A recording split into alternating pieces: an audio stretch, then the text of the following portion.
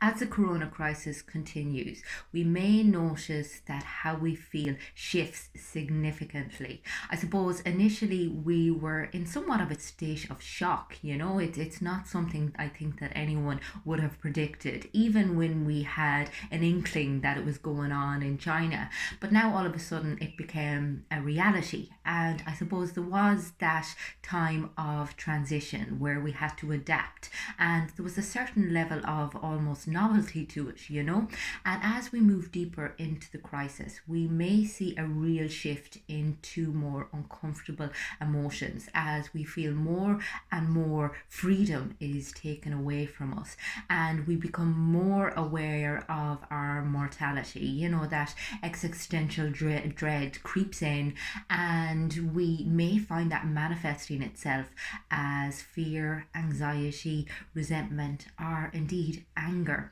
And whilst all of these emotions need to be recognized, they need to be dealt with in a very skillful manner. And these skills are something that we may not have had to call upon before. And particularly for somebody who has experienced trauma in the past, they may find a lot of past experiences coming up, past emotions coming up for them, and that can be really scary. It can be really frightening for somebody to have that kind of somatic experience going on, to feel all of those sensations in the body, to feel all of that energy and not know where to exert it, not know what to do with it. And I suppose, first of all, we need to be really compassionate with ourselves here. If we are experiencing anger, if we are experiencing fear and anxiety, we have to forgive ourselves, because this is uncharted territory. Nobody knows how to navigate it, and it brings up whatever it brings up. But I suppose we can make a choice. We can choose what we do with what comes up. We can mindfully recognize what it is that we're experiencing on a very physiological level, because an awful lot of these fears manifest in the body in a very, very strong way. So it's about being able to recognize, okay, do you know what? I'm feeling really angry. Do you know what? I'm feeling really scared. I'm feeling really anxious.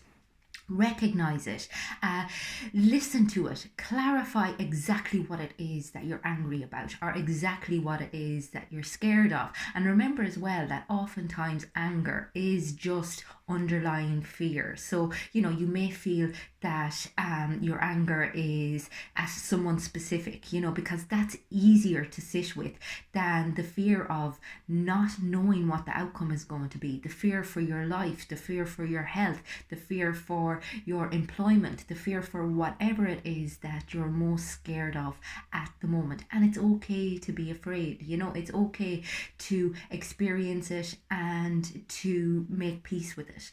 But by clarifying it, by putting it down on paper, by giving words to it, you take away some of its power, because our emotions have the capacity to run riot inside of us. And with anger, we often see it shift over to self-righteousness, or assuming that we know better than other people, and exerting anger in a very negative way. With our anxiety, we plow so much energy into experiencing something that we don't necessarily have to experience as of yet. So it's about looking after your soul, recognizing that you can honor your experience without having to project it onto others, or without letting it consume you completely. And bearing in mind that, fear and anger are very natural emotions, but they can be harmful if we don't, I suppose, rein them in a little bit, if we don't learn to express the energy. And with anger, there are more positive ways that we can deal with that energy. We can scream into a pillow, we can write down everything on paper, which can have a really powerful impact on dissipating what it is that we're experiencing.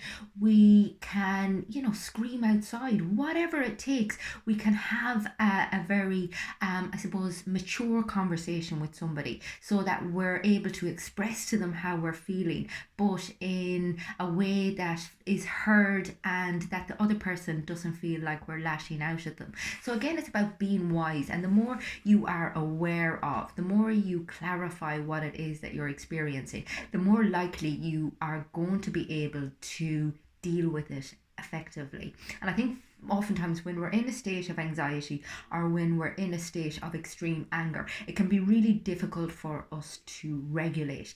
So what I would suggest to people is that you start preempting how you're potentially going to feel. I mean, we have this time available to us. Well, I know if anyone's like me and they have a toddler, they possibly don't have quite as much time as everybody else on the internet makes out. However, we do have time that we may be usually on our commute or whatever, and we can make ourselves a plan, an anxiety plan or an anger plan, and it's basically just putting a list of tools and steps in place so that when you find yourself in a very agitated state, you have somewhere to turn to and you have the capacity to meet your agitation in a very loving way. And what this also does is it takes you away from the affliction of the negative emotions, but it gives you a sense of autonomy and agency over what is currently going on, because again, being able to take any action at all is empowering. It's when we feel completely helpless that we are very close to depression and anxiety. Whereas if we can learn to exert some level of agency, then as I said, it keeps us in a healthier place. And I think it was Martin Seligman that did an awful lot of work on learned helplessness and the impact that it has on our mental and emotional health. So it's really about giving yourself that sense of agency. And by putting this list in place, it's like, okay, I'm in control of what happens if I get into a terrible state. I'm not, kind of ruminating on what it is that is out of my control, or, that what I can't influence. Instead, I'm looking at what I can influence. And an example might be, okay, some deep breathing exercises as number one, grounding as number two. And grounding is fantastic. It's basically utilizing your senses to bring yourself back into the present moment. So what do you see in front of you? What can you hear, even if it's just the ticking of the clock? Really listen for it. The humming of the fridge. What can I smell in the air? What, can I touch my clothes? Can I just bring myself back into the present moment so that I feel a little bit more present and mindful and aware of what it is that's going on, and conscious and alive in the moment, as opposed to fast forwarding into the future, making assumptions about what life is going to be like in a month, 6 months, a year.